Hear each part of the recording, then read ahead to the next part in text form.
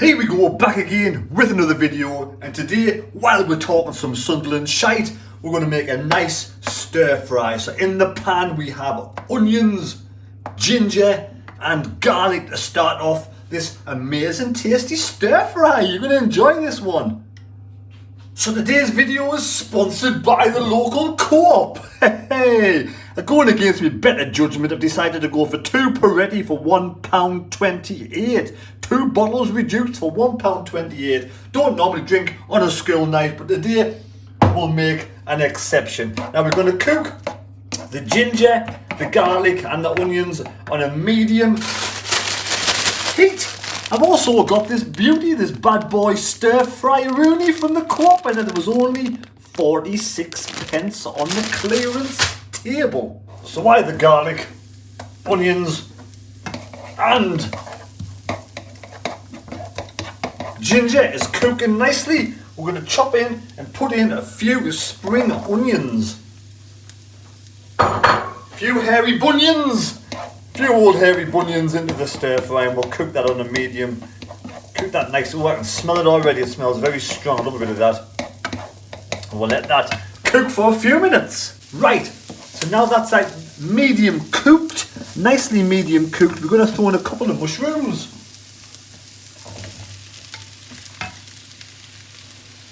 We'll slowly start adding and getting them cooked as well. Love a nice shroom. A nice shroom. They're not any old mushroom, these are the magic mushrooms. Only joking, they're not. Mushrooms from the local Tesco's. Oh, sorry, co-op, co-op. So we'll cook the mushrooms before we add in the stir fry itself. Now at this point I would add in the sesame seeds, but I don't have any, so we'll put a bit of paprika in. Put a bit of turmeric in. Put a bit of black pepper and a touch of the old 5 Chinese spice. A little bit of that in. Got to open it first. What a tatty. Of course this would help, wouldn't it? Let's remove the protective coating. Bit of the old 5, oh shit, a little bit of the old 5 Seasons Chinese spice in there. Now that's coming along nicely. So we'll add in the old stir fry, nicely reduced. We'll get that bad boy in, and we'll start mixing this and cooking this on a hot heat. Now I'm going to add a special ingredient in as well, in a touch. I want to add a little bit of baby spinach in. Spinach is absolutely amazing and really good for you.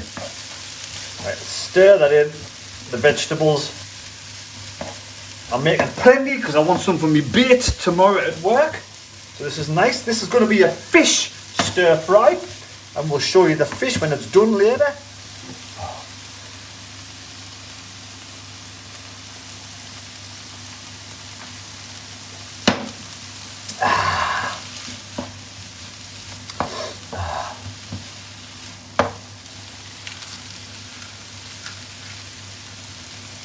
Add in the old spinach, just like the old Popeye. We've already got olive in there, olive oil. Now we put a bit of Popeye spinach in. Popeye the sailor man, he lived in an old tin can. When this is cooked we'll start talking some Sunderland shite, but we'll do that in a different room. This is starting to smell very nice indeed. We're going to put some soya sauce in shortly when the noodles are boiled. Get the noodles on the boil there.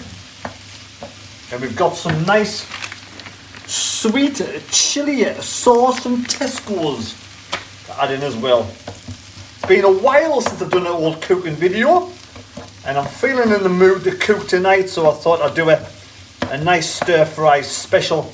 And only because I went to the co-op. When I was at the co-op, I saw the stir fry for 46p. And I thought, yeah, why not? Let's make a stir fry instead tonight. And that, we'll get some of the old soya sauce in.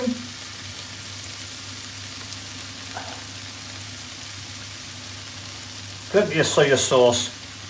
Nice tasting soya sauce. Again, from the local Tesco's.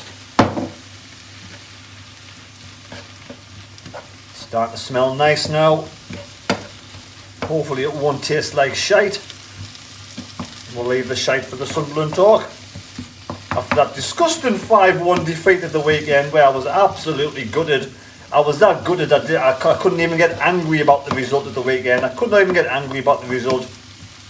There's a few things I want to chat about, and we'll do that while I'm eating this gorgeous stir fry. I'll put the old extractor fan on because it is very steamy today. As you can see, that is looking very nice indeed. Almost time for the noodles to go in. Time to add in the noodles. We'll add the nice sweet chili sauce. We'll get that bad boy in there as well. Squeeze every last drop out. Don't want to be wasting anything whatsoever. That's it. A bit more soya sauce. One more last swig. And the job's a good one. More stir fry ready. Plenty left over from my bait, and we also have some nice salmon to go on the top with turmeric and chili flakes. So there we have it. Salmon stir fry. Bon appetit. Catch you in a touch. So there we go, folks. Absolutely gorgeous salmon stir fry. Going to tuck into that while we chat about Sunderland. Let's have a little taste first though. Get the old noodles.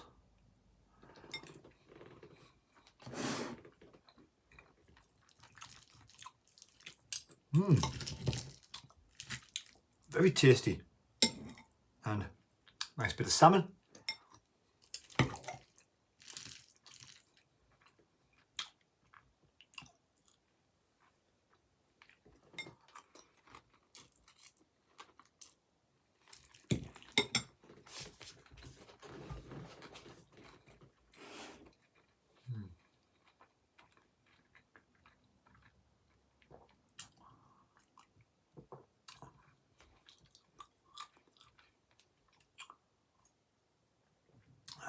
Well, that's the first time I've ever made a stir fry, and it's very hot.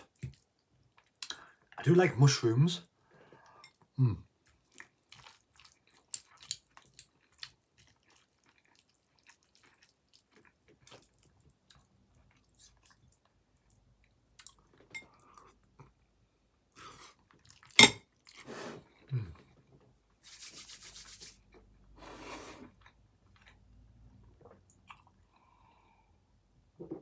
Really surprised myself. That's really tasty. Right, so apparently Sunderland have been out on the training today, training with Tony Mowbray today, but nothing has changed. So they're doing exactly the same what they've been doing over the last few weeks, last few months. Nothing has changed at all on the training ground. No new tactics, no new formations. So I don't know whether Tony's going easy on them or just keeping it the same. I don't know whether he thinks that the tried and tested will work and continue, and whether we've just been kind of unlucky. Hey, referees. Let's talk about referees. You know, a lot of people out there, especially some Coventry fans, and I don't blame them. See, I'm blaming the referee a lot. I am blaming the referee a lot. Do you agree? Do I blame the referee a lot? Or were you like me on Saturday? I blamed the referee for the first goal. I thought it was incompetence. I thought it was poor. I thought it was goddamn awful. Tony Mowbray, even at half-time, walked onto the pitch and wanted an explanation why the referee gave the Coventry players the ball when Sunderland had the ball when the referee blew the whistle. And the referee didn't even say it diddly squat to Tony Mowbray. All he did was show me a yellow card. That is pathetic. Referees don't have to answer to anybody. Managers do. Players do. Referees don't. And for me, that's wrong. That there was completely out of the rule book, what he did. Sorry, not in the rule book, what he did.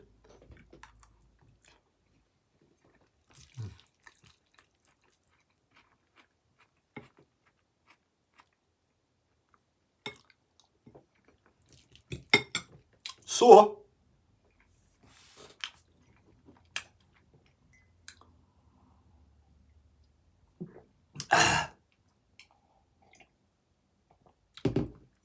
there should be an explanation.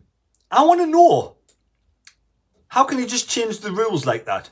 So yes, I blamed the referee for the first goal. Because if he did his job properly, that goal would never have happened. That's what it was. Second half, no, we were a shamble of shite. Second half were goddamn awful. Tony Mowbray took Gelhardt off, no striker up top. We tried to play with 4 or 5 midfielders, attacking midfielders, and it didn't work. We couldn't do it. Give the ball away. I was particularly disappointed with Mishoot and Neil because the simple reason, second goal, Mishoot has the ball going forward towards the penalty box. He turns around, pirouettes, turns around and puts the ball back to the halfway line where Dan Neil alludes to lose the ball and they score the second goal. Why are we not going for the equalising goal? Why has Mishoot got to turn around and play the ball back? Probably because one of the reasons is there's no striker and no focal point. We don't have anybody's up top. He took Gelhardt off. So that's the case. Why not bring Bennett on? Why are we not playing Bennett? Bennett scores goals left, right and centre for Costa Rica. Scored a couple of goals for Sunderland already. So why did we not just put Bennett on and we took off Gelhardt? Why not just take Pritchard off? Or one of the other attacking players who weren't playing well like a mad and bring on a midfielder like Ekwa, like Luke O'Nien. I know AJ Lessie has been taken off because he was injured, so fair enough, we could have gone to a back 3. We may need to go to a back 3. You know, Bart, Ballard and Luke O'Nien because Serkin's injured still, and so now is AJ. Change it up a little bit, Tony. We need to change it up a little bit. What's happening now is not working. You know, we all know we short in midfield with no Evans, we short up front with no Ross Stewart, but it's not working.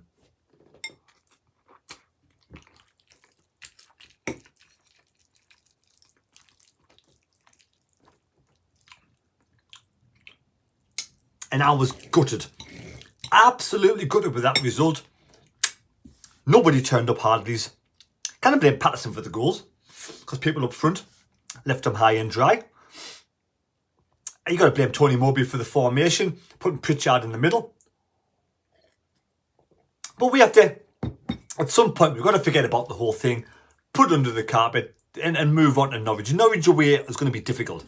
And I predict there was nobody out there who got the correct score. 5-1. So, this shirt is moving on to the Norwich game.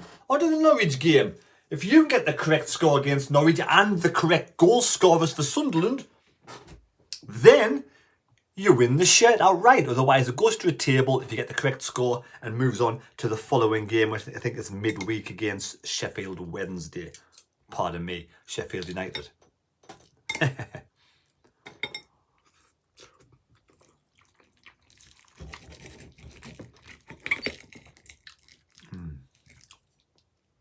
I do love a nice bit of boneless salmon.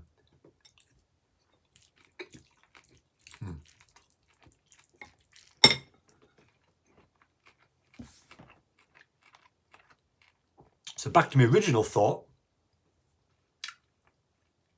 People are saying, why do you always blame the referee? Tony Mowbray blamed the referee for the first half on Saturday. Tony Mowbray said in his press conference that we've had a lot of bad referees this season, and we have had a lot of bad referees this season. And if I want to blame the referee, I'll blame the referee. Simple as, that's my opinion.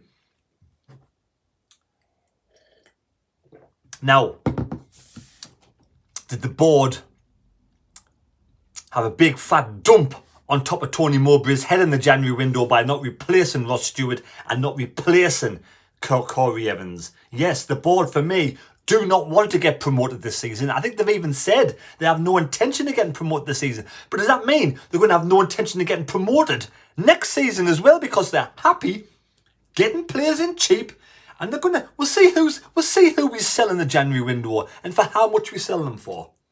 That will be interesting. Sorry, summer window. Because Ross Stewart, I want to keep them next season. Hopefully get myself fit.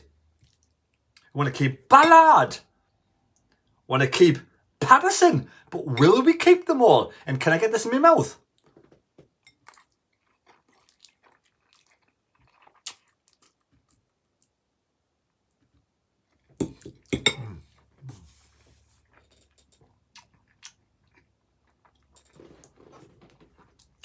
superb. So yes, I was a bit deflated after the game. Gutted. Hope you enjoyed the vlog. Wincy's Tavern Bar and Grill will be there again next home game. I'm now going to pop off and enjoy the rest of me salmon stir fry. Let me know, was the referee in the wrong on Saturday? Do you blame the referees for previous games? I know the players are at fault, and I know Tony Mowbray's at fault, but I predicted 10th place last season, 12th place last season, and we're thereabouts. So the season has been a stable and steady season. You know, I'm not disappointed. I'm not overly upset. You know, I hope Tony Mowbray can grind out a few more victories between now and the end of the season. If that's the case, finish mid-table. We need then to push next season and go for promotion. Now, if we don't do that, we know exactly what the intentions are of the owners. We'll soon see. Next season, for me, tells me exactly what the intentions are of the owners, whether we're going to go for promotion or whether they're happy just to stagnate and keep in the championship. Hopefully, we'll go for promotion. Hopefully, we can get some results between now and the end of the season. I think the playoffs are gone. Playoffs are gone. But there you go. I hope you've enjoyed this little video. Quick chat. You let me know your thoughts on what's going on at the club at this moment in time. Why haven't we done anything different in the training ground today? And does that look good? Tastes bloody marvellous. There we go. Please subscribe to the channel. God bless me. God go with you. I wish AJ Leslie all the best. Hopefully a speedy recovery. And we'll see you next time on The Mad Mistake.